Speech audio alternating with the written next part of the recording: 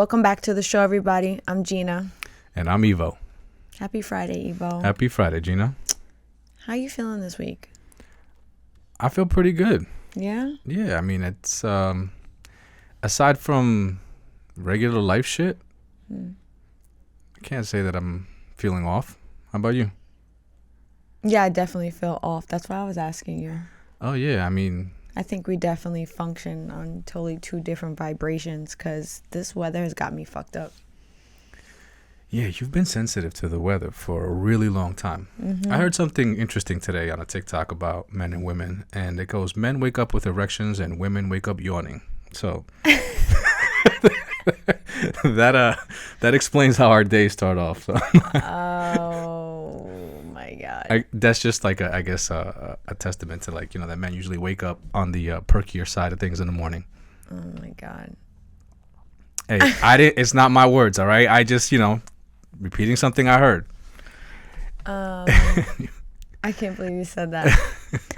You totally threw me off. Welcome to Shit Talk Fridays. I'm kind of like, I felt really good Sunday, Monday, but then I pushed myself really hard on Monday to get everything done on my to-do list, and I got it all done, but then Tuesday I had work, and that was a tough day. So then yesterday, or the day before rather, I was just totally fucking wiped out. So today I promised myself that I would just take things a little slower, but still have an attempt to get things done. I still have quite a few things to do today, but the weather fucks with me because we haven't seen the sun since I think Saturday. It's been gloomy every day, or what I call the gray days. So it's kind of fucking with me. But I'm gonna be alright. Well, you women have something that men don't typically deal with, which is fluctuations in your hormones. Yeah. So some weeks are good weeks, some weeks are okay weeks, and some weeks are bad weeks. Yeah. And I thrive off of vitamin D, and not that kind of vitamin D. I'm about to say, I got you. Yeah. Go ahead, drink. I'm sorry, I'm thirsty. What do you want? We Evo usually cheers right from the beginning. Evo's so rude. You're holding out on me. All right, so let's cheers. Right. We're actually both not drinking. Let's go. I have ginger beer, and Evo has I'm drinking water.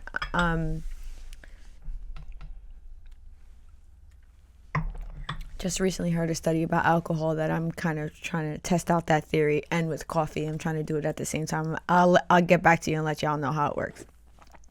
So on today's episode, we are talking about building trust in a relationship.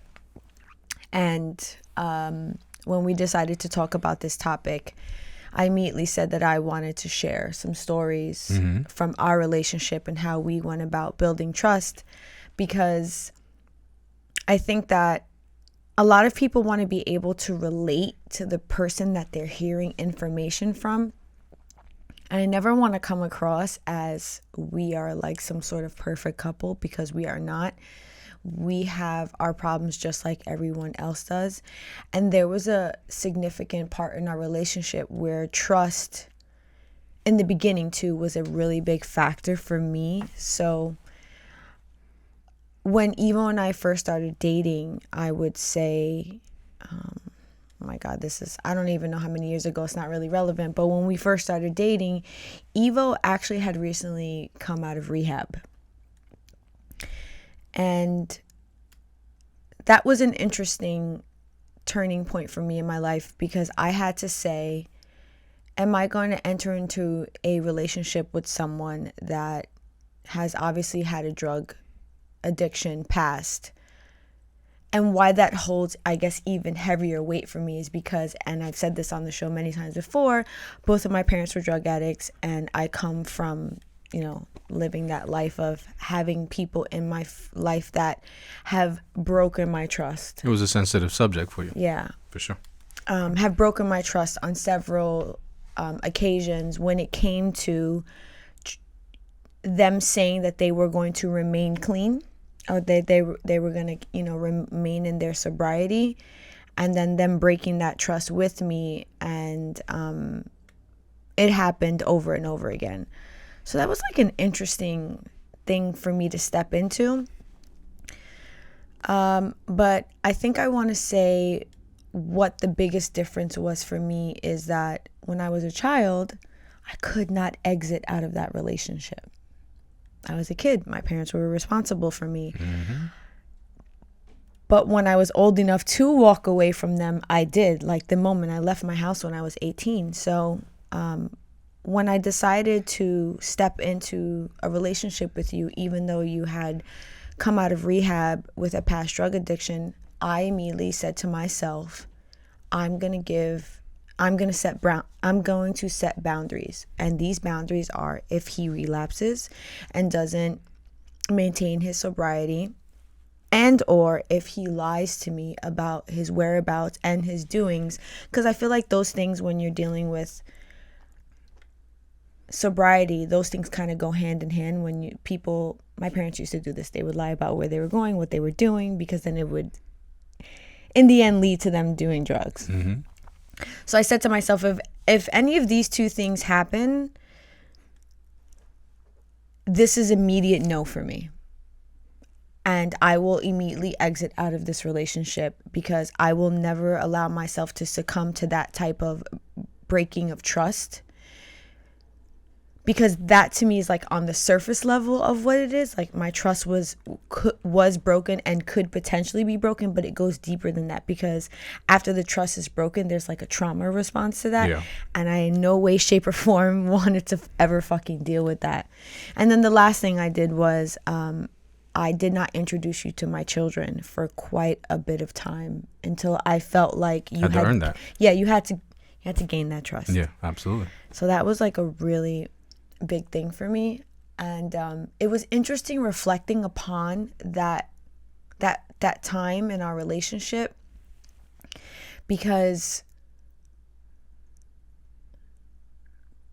I almost want to say that I was brave in that moment to actually even consider being in a relationship with someone, because I feel like it takes bravery to just put trust in a person and hope that they go out into the world and they have your best interests at hand.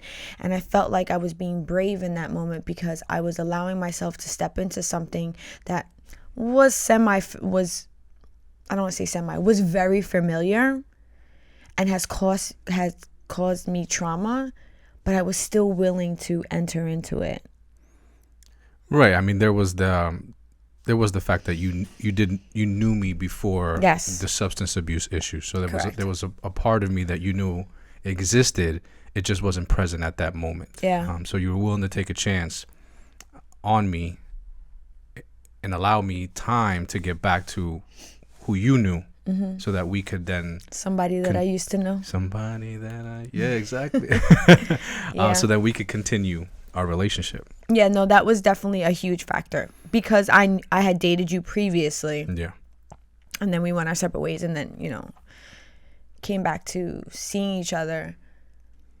That was my foundation for that. I knew what was inside versus what was going on. Sometimes that's really hard for people to see. I knew that what you possessed as a man, your true moral values were more valuable than the external shit. So yeah, that was a big trust thing for me with you. And I'm happy to report that obviously Ivo has been successful in that. Yeah, definitely. Overly successful. I definitely turned a new chapter in my life, and kind of put that one behind me. Kind of, yeah. No, really? I would say that you put it totally behind you. Yeah, of course I did.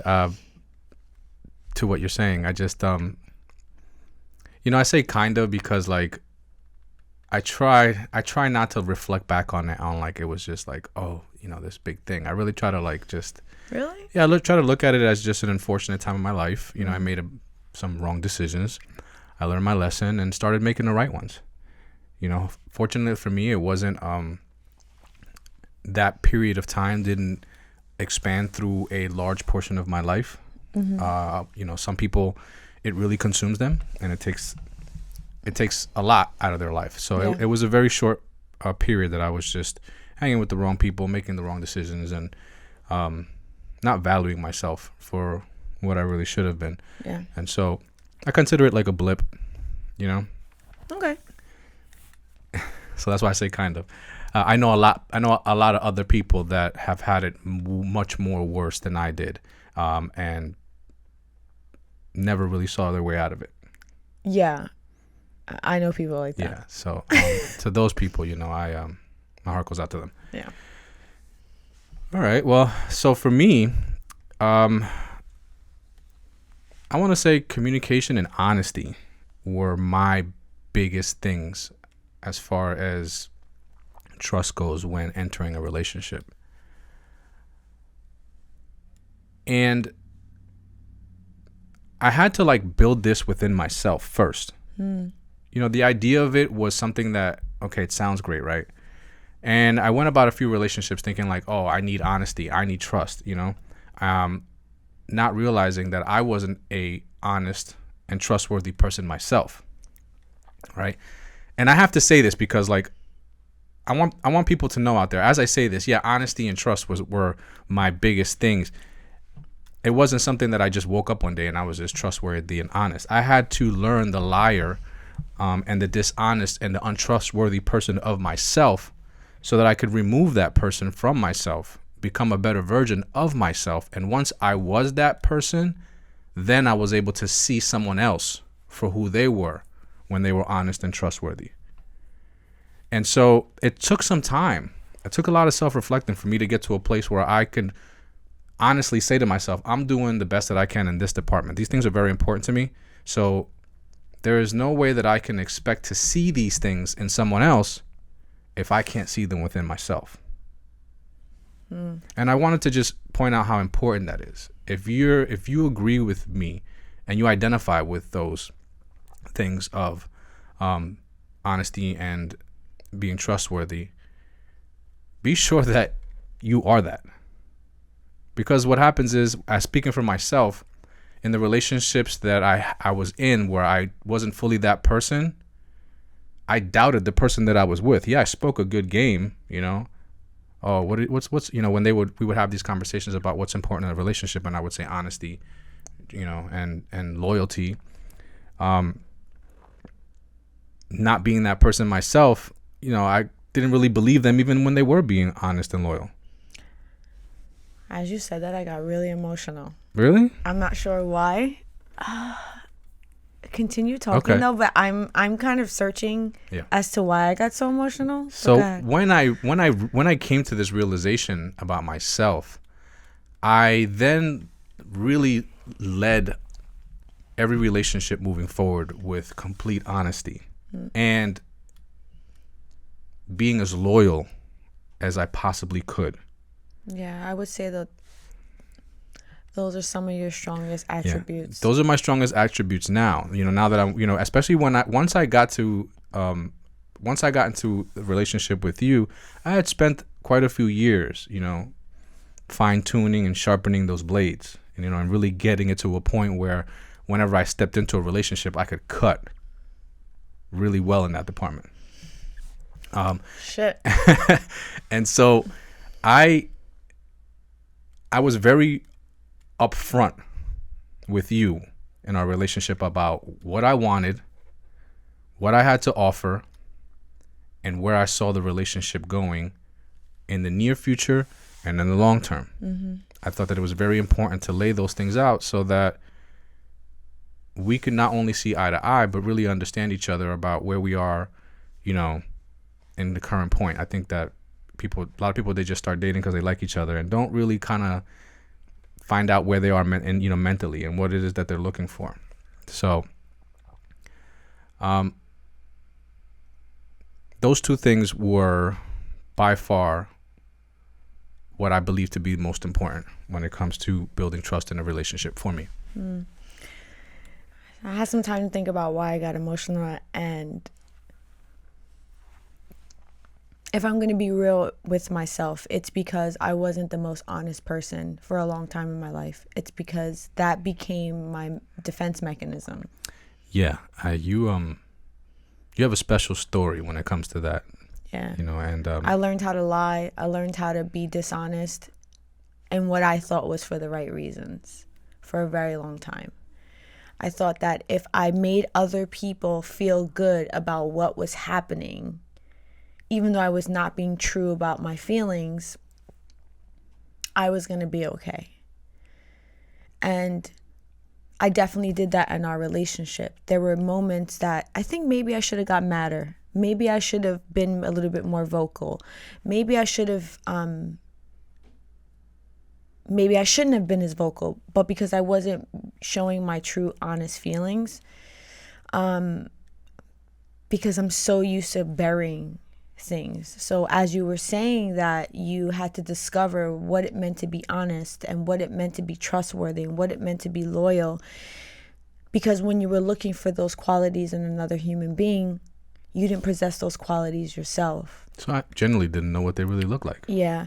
And I actually remember that there was a moment when you and I went to therapy, and in the therapy session, I said, as I listened to you talk about something that we were going through, and you said, I would never do that because, I'm an honest person. And I remember the therapist turned to me and said, Jeanna, you look very uncomfortable. And I said, yeah, because I feel like sometimes when Ivo says these things, he comes across so righteous. And maybe I didn't get it at that time, but those were just my feelings and I wanted to share them. You wouldn't be the first to say that to me. But now listening to you say that, that was also a journey for you to find your own honesty, and to find your own, these definitions for you. Yeah.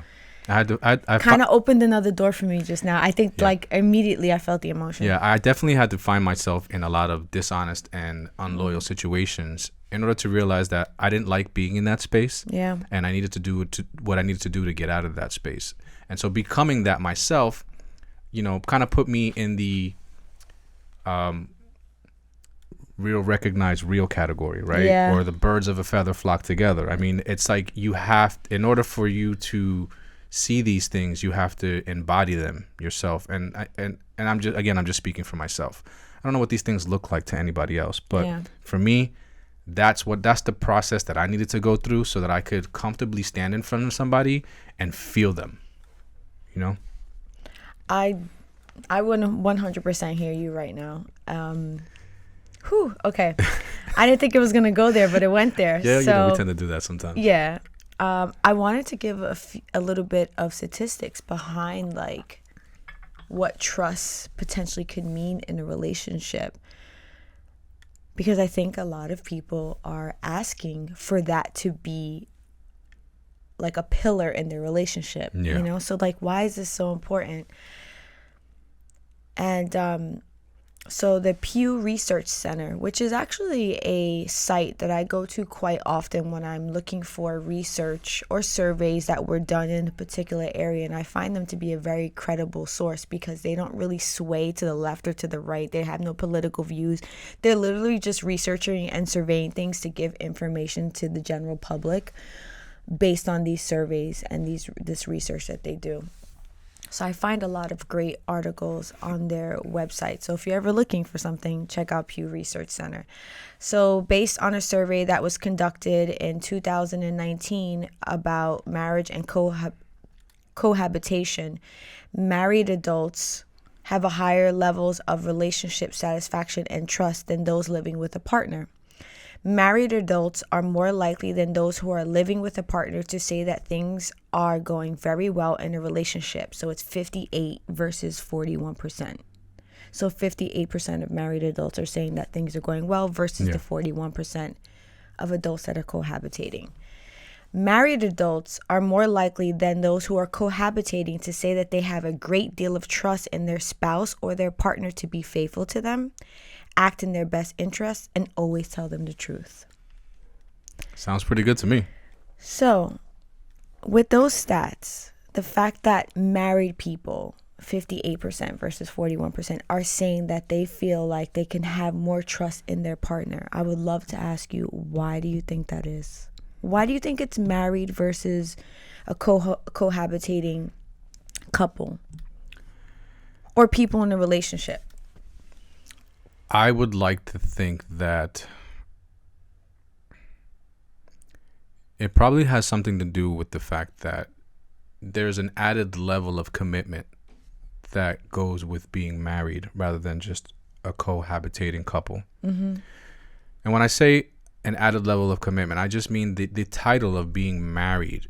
It psychologically takes a person into a different realm, for lack of a better term, than just being in a relationship. You know, it just signifies something bigger and deeper than just a relationship. And in reality, a marriage just is a relationship. Mm-hmm. It's a relationship with a title. But if you strip away the marriage at a core, it's just a really, really well-built relationship. Yeah. You know, so I don't want to take away from people that are just in relationships thinking, you know, by the statement that I just said, that somehow being married makes you a better person or a better communicator or a better, more willing to work on your trust building skills. I just feel like that's for some people, that means that we have gone beyond the dating and being just a couple, right? We're something more, so we have to commit more. You know, and then of course there's just all these ties that come with being married. You know, there's legal ties, there may be financial ties, children, and a lot of things that really kind of get woven together when you're married. So I would think that that's a really big reason to kind of like work on those things. When I had to think about it, I always like to go with like the first thing that pops in my brain, because when that happens, it is the most authentic thought for me, right? Mm-hmm. So when I thought about it, the first thing that popped into my head was fear. There's an aspect of fear when you're in a marriage versus just a cohabitating relationship and/or relationship. When you're in a marriage, if you choose to break trust in a marriage, there potentially can be consequences that will penalize you. So I think sometimes people in a marriage will say, shit, if I do this, if I break this trust, not only am I going to break my spouse's trust, on the back end of that, I'm going to suffer consequences that are not favorable to my life, right, such as divorce, such as financial, such as, you know, loss of assets. Mm-hmm. There's new living conditions. There's a slew of shit on the back end. And I think I don't necessarily look at that as a bad thing. I think fear can a lot of the times be a great motivator. I think it can keep you in check. And I'm not looking at that as a bad way, because there's a lot of times that I've entered into something into my life that is brand new to me, that I'm not really familiar with, that there's an immediate fear. And then I dive head first, because I know that the fear is telling me that I just got to get on the other end of it. You know? I hate to say this. Yeah. And I know it's going to sound fucking awful, but I don't identify with that, with any of it. Okay. And the reason being is because I never gave marriage a thought until I was absolutely certain that I could fully trust the person that I was with. Yeah. So for me, building that trust and that foundation was like an absolute must before even considering moving on to the next phase. Like, so to say that that's something that gets worked on more during married couples as it does during cohabitating couples, I know it is a thing. Obviously, it's a statistic, right? Yeah. But I've just never operated that way. So I've never like.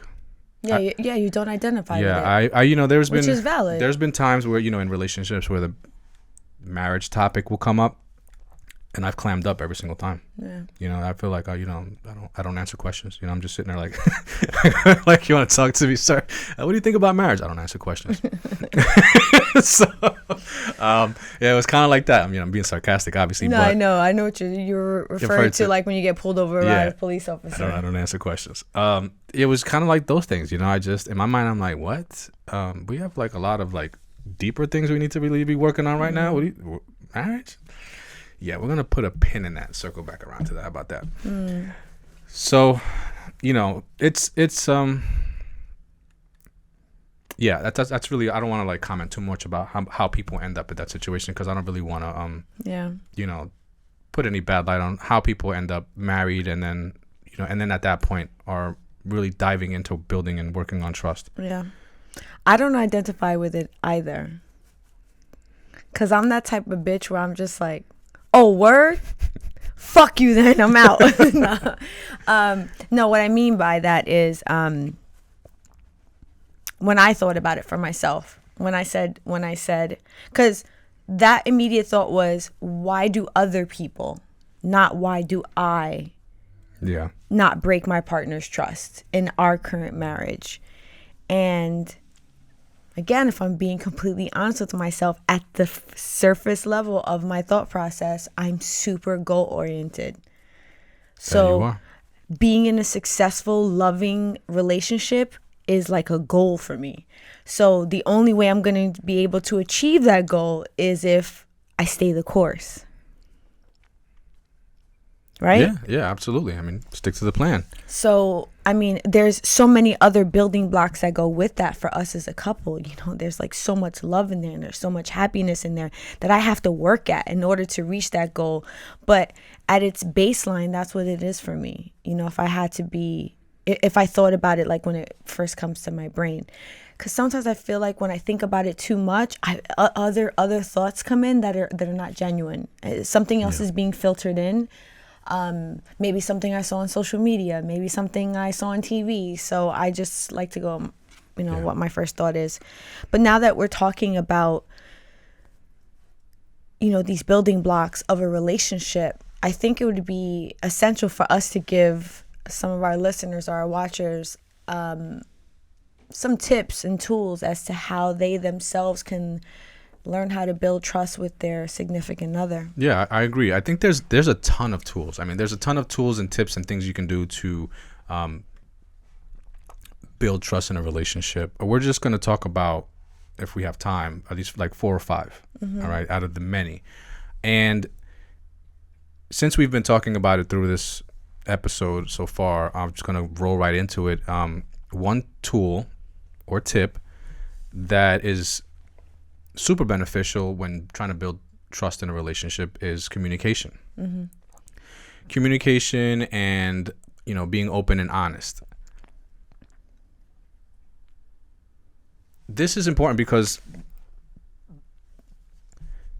how do you get to know what someone wants and how you can be trustworthy to them without being open and communicative? And this is something that needs to happen slowly, continuously throughout the relationship, so that one can attempt and readjust their approach on gaining someone's trust, right? Because trust is earned. It should be earned. It shouldn't be given, right? So communicating with somebody and finding out what it is, what are things that are important to them, what are things that, what are their, what do you call them? What are their do's and don'ts in a relationship? And what is it that you need to... What are their boundaries? Yeah, what are their boundaries, so that you can make sure that you don't cross these boundaries, so that you can navigate in a way where they can look at you and say, wow, I trust this person. I trust this person not to betray me in ways that are important to me. Now, I also think it's important to point out that getting there involves sometimes falling short of that. Right? And what I mean by that is, even though, I'm going to give an example. Let's just say that the person that you're dating, they grew up in a trauma-filled house, and there was a lot of foul and and verbal abuse. And so they don't trust people. They have a hard time trusting people who are verbally vulgar and aggressive. And you may possess some of those characteristics. So throughout the relationship, you may slip up a bit. In an argument, you might, lose your temper and start cursing, cause an issue between you and the person. This is the time where you want to be open and honest and communicative, and communicate to that person and identify their feelings and say, hey, listen, I know that, this is an issue for you. I realize that it's something that I need to work on, and I promise, moving forward, I'm going to make an effort to be better at it. And so in that moment, you fell short of respecting a boundary that the person that you're dating has created so that they feel like that they can trust you. Yeah. So I mean, I know in our relationship there was a bunch of that. Mm-hmm. You know, and we worked it out throughout the years. Yeah. When I think about what you said, two things came to mind. Number one is when it came to us communicating, and I know why you use the example that you use, because you were the one that came I was that guy. Ivo was that guy. I was that guy. He was that guy with the foul mouth because he came from a house and a short temper. That there was a short temper and a foul mouth, and that was a no-no for me. And when you would cross that line, I had no problem saying, "You're not going to talk to me like that." And I understand that this is an active working process for you. Yeah. Because you have acknowledged that it's not okay to behave this way. And I know that you're actively working on it. And I know that slipped out. But I'm just reminding you of what you said you were going to do. So I know why you use that example. But like I said, the first two things that came to my mind are that when you are trying to be a good communicator in your relationship, because you're saying that that's essential, and building trust with your partner, mm-hmm. there are going to be times that you have to communicate things that may hurt their feelings. So just understand that there were many times that I said things to Ivo that I would preface it with, "I'm going to say this and you're not going to like it." But that's how real and honest I had to be with you at certain times. I made sure that the words that I chose weren't vulgar, they weren't disrespectful, but that still didn't mean what I was going to say wasn't going to potentially be disliked. Yeah, I mean, I think that's part of the communication process. Yeah, but there are a lot of people, Ivo, that will not do that. Yeah. They will hold in those feelings, and that's also a part of my process because, like I said earlier today, I wasn't always honest with myself. Now, the second thing is when you want to be this open and honest communicator, you gotta remove your ego. Oh yeah. And I've said this before, it's not about being right, it's about seeking a solution. And I say this all the time because I was the most ego-driven, argumentative, poor communicator that ever existed. Because if I didn't prove my fucking point and I didn't fucking prove that I was right, I wasn't successful. And the stripping away of my ego has come over so many years. So I know that that's why we're trying to give that to them. So I would just want people to know that it takes those things to do that. Absolutely. And I think that this next tool goes hand in hand with communication. And that's respect. R-E-S-P-E-C-T. R-E-S-P-E-C-T. Excuse me. Showing respect to your partner in areas in the relationship is one way of acknowledging them on the things that they're expressing to you. Mm-hmm. So when you're communicating with your partner, they're communicating with you, you're communicating with them about issues and things that are in the relationship. Ooh. Well, hello. Hey, we have a guest. If you're listening, our cat, can you not show them your butt? Jumped on the table. It's okay. It's okay. That's Joe Rogan's one of his punchlines where our cats would just, they'd be nice and cute and then turn around and show you their asshole. I'm totally okay with him being up here. But go ahead. So when you're just totally threw me off here. Sorry. When you're giving respect to your partner. Yeah, when you're having these conversations with your partner about things that you may be feeling and trying to just establish these boundaries so that you can you can respect one another's so that you can respect one another's feelings. Showing that respect, mm-hmm. right, is essential for the communication process. Yeah. And showing it during times, like I said earlier, when they're not, maybe they're saying something you don't like. Yeah, exactly. It really demonstrates how much you respect them by acknowledging how they feel, mm-hmm. and taking those feelings into consideration and applying them to your actions so that not only do you hear them, but you're acting in a way and such where your body is speaking a language that shows them you understand them. And that comes with actually giving the respect from the beginning. Yeah. So it's communication, then respect. They go hand in hand, and they must work together in order for that to be an essential part of the trust building process in a relationship. I think on the other side of that too is, since we're talking about in a relationship, there's two people, unless you're in something more poly, there are going to be moments where your partner lacks respect. And it is your responsibility to call them out on it, because if you don't, they may almost take it as what they said or what they did wasn't that bad. So as tough as it may be sometimes to call them out on these things, you have to do it. There's even times that there are things that Ivo may do that he may look at as minute, and I have to call him out on it because of the way that it's making me feel. And those things are important because I want to feel respected. And I know sometimes that these are hard things to do because there's that essence of fear and, hurting your partner's feelings or getting them upset. But if you're not being... But you got to... I just read something recently that says you got to choose your hard. Which hard do you want? Yeah, you do. I mean, if you're not being open and honest about what it is that you want, then you're not really giving yourself the opportunity to get what it is that you feel like you deserve in a relationship. So if you're... There's no other way for someone to...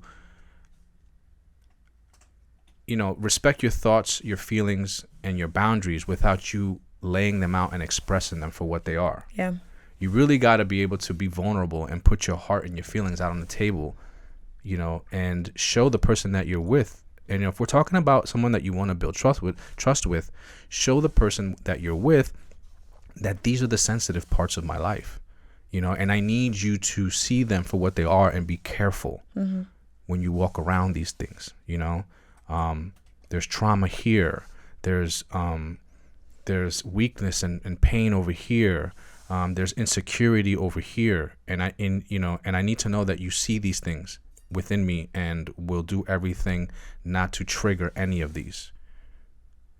Being able to see that in your partner and operate in a way where you're showing them shows a level of communication and builds a level of trust and bonding that is almost unexplainable. It's unexplainable in the way of the connection that's created between two people when it happens.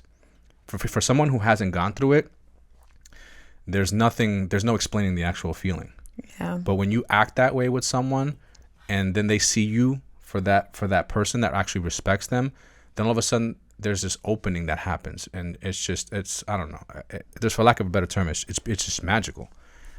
So I have found myself zoning out when you talk sometimes because Really? I'm so actively listening to you and Thank you. absorbing your words. For a second there, I'm like, where did you go? I wonder if other people do that. I hope so. I really hope so. It's because I'm so intently listening to what you're saying. And it... you surprise me sometimes, Ivo, because we talk every day, and then you get on the Sometimes show, I be saying some shit, and you be on your guru shit, but you don't say that. You don't say that kind of stuff when we're every day when we're just in and around the house. But there was something that I wanted to say, but it's fine. Go ahead. Well, I think that we have had conversations like this, on a one-on-one basis. But I mean, I think in this particular instance, we are really deep diving into certain topics and really trying to give a lot of useful information to our listeners and viewers about things that'll be helpful to them in relationships as they've worked for our relationship over the years. Yeah. And I guess just laying it out, in one episode really kind of highlights a lot of great stuff. And so that's what you're hearing. Yeah. But so share the last one with us. Okay. So number That's 3, what we have time for. Rolling right into the communication and respect is another one that goes hand in hand with these. I mean, I really think that this is the trinity that ties these three together, and that's forgiveness. Because when you're being communicative to your partner about your vulnerabilities, and that partner in trying to understand how to navigate around the sensitive areas of your life to gain your trust may fall short in that and trigger some of those vulnerabilities within you, some of those traumas, may make you feel like you can't trust them. Forgiveness is essential in those situations in order to be able to try to work through those difficult times. You know, and we know this from working with each other and our you know, our characteristics that are flaws to ourselves, right? Yeah. Evil's a much better forgiver than I am. You know, I try to be. I would say that I'm better at it. I was horrible at it before. Yeah. Well, I think that I think you're great at forgiving like you know, little things.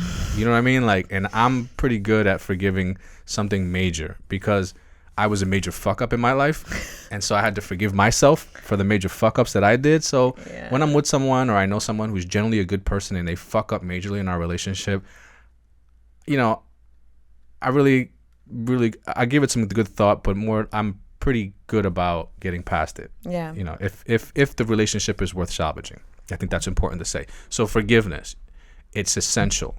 Don't think that you can, you know, take some of these tools and be communicative to your partner. Try to show them respect, or have, you know, expect them to respect you for what it is that you're telling them. And if they fall short, not be able to forgive them if there is value in the relationship. Yeah. You know, I think that's key. If there's value. If there's value in the relationship. And if your partner's respecting you. Yeah, by no way, shape, or form am I Don't saying forgive just forgive everything and anybody, because that's what Ivo and Jeanna do. No. Absolutely not. It has to merit the forgiveness. The forgiveness. Yeah, because if they're not respecting your boundaries. Yeah. You know, or if they, like you said, if you fall short, but they acknowledge that they have fell short. If they acknowledge that, you know, that there is remorse. It's not this type of forgiveness where you are allowing forgiveness for habitual behavior. Yeah, absolutely. That's the key difference. When you said forgiveness, that was so fucking triggering for me. I know, because you've dealt with issues and you've struggled with forgiveness in certain aspects of your life. And so because, you know, people like to say, you know, when you forgive them, it's if you forgive a person, then no longer is the dynamic of them kind of holding over something over you. So the theory is that if you are holding trauma or carrying trauma that you have with someone that you're no longer in a relationship with, and they're no longer part of your life, and that trauma is still affecting you, to internally forgive them, not call them, not have a conversation with them, but try to act out in a way where you normally would forgive someone for something that they did and move on with it. Yeah. Go through that process yourself and forgive them for yourself, so that you're no longer holding this burden and this anger. Because theoretically, right, quote unquote, when you forgive somebody, you let go of, if not all, a major portion of what it is that's troubling you and paining you. Yeah. So if you're walking around carrying this trauma, faking a forgiveness just for the act of it could be therapeutic in that trauma. So Mike Tyson actually said it one time on, I think, his show, where he said, if you don't forgive someone, they your master now. Yeah, exactly. Because they're in control of you. They're in control of your emotions. I don't necessarily agree with that, but I will say this. I struggle with forgiveness. Some people in my life have committed atrocities against me. So that is a journey for myself. But when you said forgiveness is essential, I still 1000% agree with that. I just have a hard time with it in certain aspects, not in our relationship. So before we go, right, just think about it real quick. So if you have trouble with forgiveness because of things that have happened in your life past, acknowledge that and work on healing, so that when your partner does maybe fall short in an area, you can allow for that forgiveness if there's value in that. Yeah. So think about it like this, right? And I'm going to use us as an example.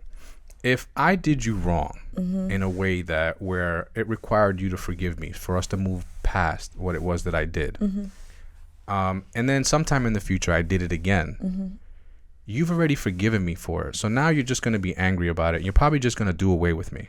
or do away with the situation, period, so that it's no longer a discomfort for you. But the trauma portion of it, you've already gotten over because you forgave me. You know, you're just dealing with the emotional anger of it because it happened, but the pain of it, it's not really as, what's the word I'm looking for? It's not really, it doesn't really hurt as much the second time around. So when you think about forgiving somebody that you had trauma with that's no longer in your life, once you're forgiving them mentally and internally, the next time you think about them, it doesn't trigger that painful emotion because you've forgiven them. You might remember all the stuff that happened, but the trauma portion of it, you've already forgiven it. And so that's the theory behind it all. I guess I get stuck on the word forgiveness because, Yeah, you do. Because you're not ready. Because what does that really mean? What does it really mean to forgive somebody? What does anything really mean? What does this being a cup really mean, right? Because forgiveness is just a word. Exactly. And there's an actual action behind it. And what does that action mean for what does it mean for every single person? Because as you said, when you forgive someone and they then you forgive the trauma, so then it's not triggering. I totally disagree with that. But let's not get into that because that's a whole nother conversation. Maybe we'll talk about what forgiveness means. I like that idea. Yeah. Because that actually brings us to the end of the episode. I did not think that this episode would go as deep as it did. Ivo fucking dug 6 feet deep. We're about to call this a Deep Talk Friday. This is going deep. But yeah, I really enjoyed this conversation. Like I always say, and if you enjoy our conversation and you would like to continue listening to Ivo and I on our little desk that we got here, you can, subscribe, like, share, comment, whatever it is that you think will allow you to continue to listen to us in the future, or anybody that you would think would find value in our conversations. We'd love if you could share it with them too. Yeah, or hit us up with relationship questions if you feel like you're going through it. Or, not really. I mean, but I'm just joking. You can hit me up. Yeah, Ivo. Yeah, I'll talk to you. But so that's it for us. So until next Friday, ladies and gentlemen, peace out. Peace out.